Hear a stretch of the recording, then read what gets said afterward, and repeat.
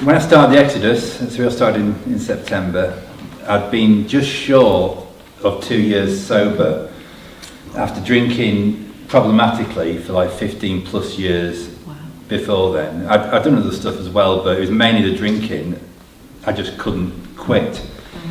Then I came into church, heard him preach, found Jesus, stopped drinking as soon as I came to church in the streets, long time before I did the Exodus. So I thought, all right, I'm okay me now. I didn't feel I was going to relapse. I'd found God.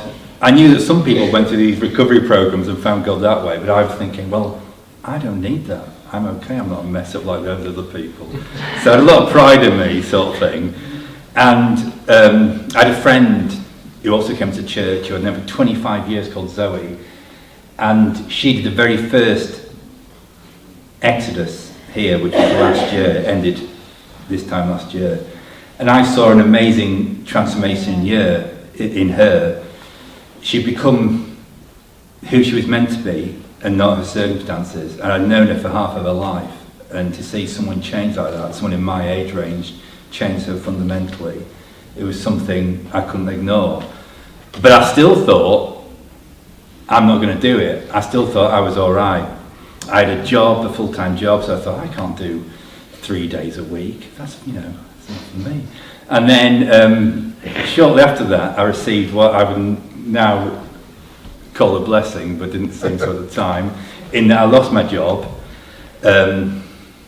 I realised how dependent I was on that for self-worth. It was harder to stop working psychologically than it was to stop drinking. And it was like the peg that's holding my life together had been pulled out, so my life spiralled downwards. I had no thing to say why I was here, what my purpose was, even though I'd found God. Just without that work to do, I was suddenly all adrift. I drifted into deep depression. People started to worry about me, quite rightly. I was on antidepressants. I ended up this summer, I'd be so depressed I'd stay in bed some days. I was meant to be volunteering in the church. I couldn't even motivate myself to come in here, even though I loved it here, but I thought everything I did was a failure. Everything I did was a waste of time. I was incapable of anything. I just thought my whole life was a failure. And so by the time we get to September this year, I knew not only was I ready to do Exodus, I had to do Exodus. And this was it. This was my chance. So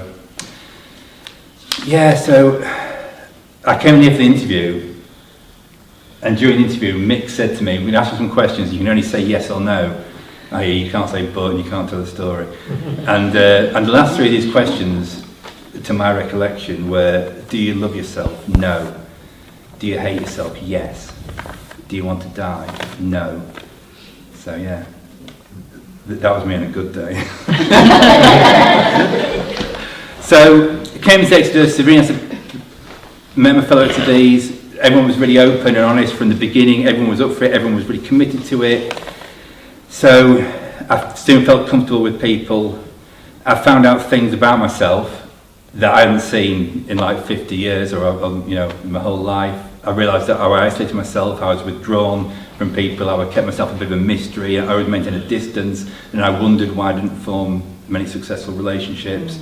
I did that. I was always doing people thinking for them, so I was working out what they were thinking about me and reacting to it. And I realised I was living in this world that was like a made-up world in my head, and it was keeping me separate from other people. And so it was, so from the start it was intense. It was intense psychologically, it was intense emotionally, it was also intense spiritually. There were things that happened that were beyond just good therapy, where something happened in the room and we could say if you weren't there, then you weren't there. You had to be there, and it's hard to communicate what those things were, but it was something beyond just talking about your problems. Like it went on, and we all share breakthrough moments with each other. It was really humbling to see that. Anyway, but I'd like to just share with you something that happened outside of Exodus. It was just a random day. I was just going to buy I just stopped at the garage to buy a coffee, and I just suddenly had this, I'll call it a feeling, but it wasn't really more than that. I just thought, I'm going to be happy and content in my life, in my future. I'm going to be happy and content. I wasn't thinking I'll have the dream job, the dream wife, the dream, house, the things you'd think would make you happy. It wasn't like thinking I'll get that and then I'll be happy like I've done in the past. I knew I was going to experience suffering, pain and loss. It was going to come my way, but it was like, in spite of that, I'll be happy. And this thing, it just stayed with me. It was, you know, and I just stood there thinking, what is this? It's more than a thought, it's more than a feeling. And I remember thinking then, whatever this is, that's what I want, that's what I'm going after. Other things, put everything on the back burner. Whatever this I'm experiencing now, it was more real than real. It was more real than the earth. It was absolutely this feeling of certainty that I'd never had in my life before.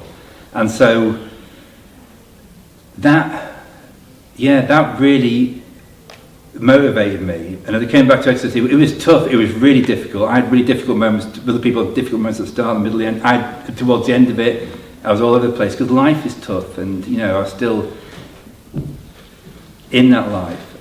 And so I'd just like to thank, you know, the people who didn't lose their patience with me, of Mick and Emma and Chris and Clara and my fellow XODs as well, who are all here today. And yeah,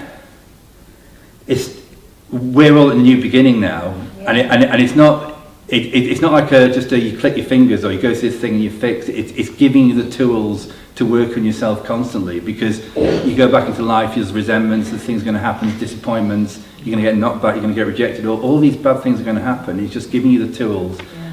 And yeah, that sense of I'm going to be happy and content. Yeah, it wasn't a thought. I wasn't thinking it. I wasn't feeling it. It was like being in a different place. It was like being in a place that wasn't Earth. And Exodus is what gives you the tools to find that place. So thank you.